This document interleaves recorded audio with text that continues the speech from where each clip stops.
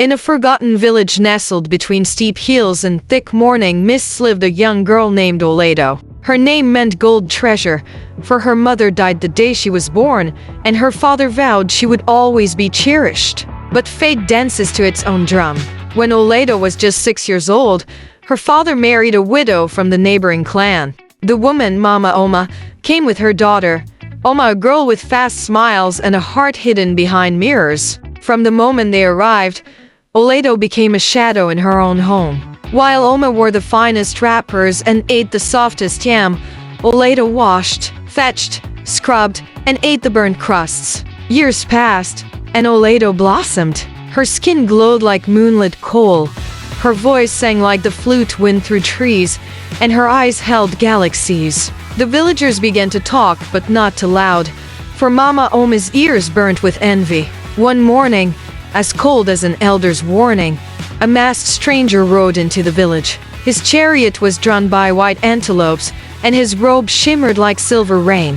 His mask covered his entire face, carved from ebony, and he spoke with the voice of thunder muffled by silk.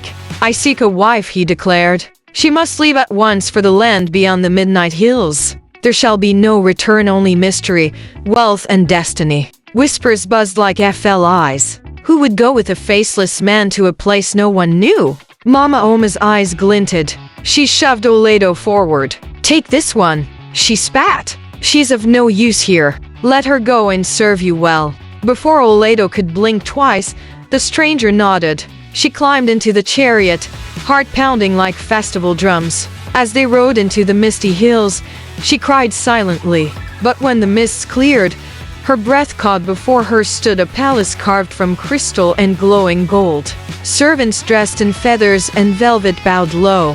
The masked man introduced himself as Izudo, a prince cursed to wear the face of mystery until a woman loved him beyond sight. Each night, he visited Olaedo in darkness, speaking softly, never touching, never showing his face. Days became weeks, and Olaedo found herself smiling in his presence. But curiosity is a seed that grows even in stony hearts. One night, unable to resist, she lit a lantern while he slept. Her gasp shattered the silence. His face was that of a lion, majestic and sorrowful, his eyes carrying centuries of burden. The curse wasn't a punishment, it was protection. His ancestors had wronged the gods, and only a maiden with a heart untainted could lift the curse. Ashamed, Olaedo dropped the lantern and fled into the palace garden.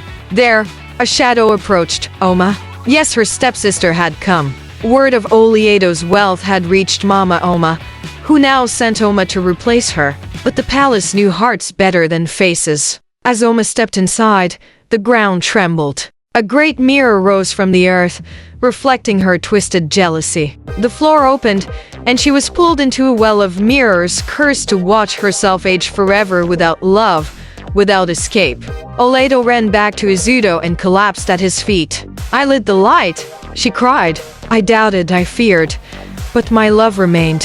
Izudo touched her chin. "Truth breaks more curses than silence," he said. At that moment, the palace rumbled. The lion face melted away, revealing a man with skin like burnished gold and hair that flowed like midnight rivers. The curse was broken. News swept through the kingdoms like wildfire. The girl once rejected had become queen in a palace where dreams were crowns. Her name, Olaedo, was sung in songs, carved into stones, and carried in the wind. As for Mama Oma, she lived long enough to see Olaedo's face etched on silver coins, but peace never visited her doorstep again. The heart sees deeper than the eyes. What is cast out may rise the highest. And so, the tale of Olaedo, the golden girl who rose from ashes to royalty, lives on, whispered by the winds that dance over the midnight hills. But this is just one tale among many. Across Africa's rivers, deserts, forests, and mountains,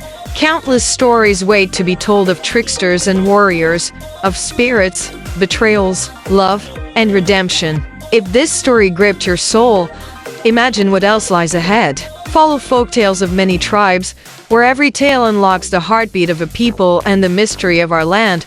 Subscribe, share, and let the fire of storytelling never go out.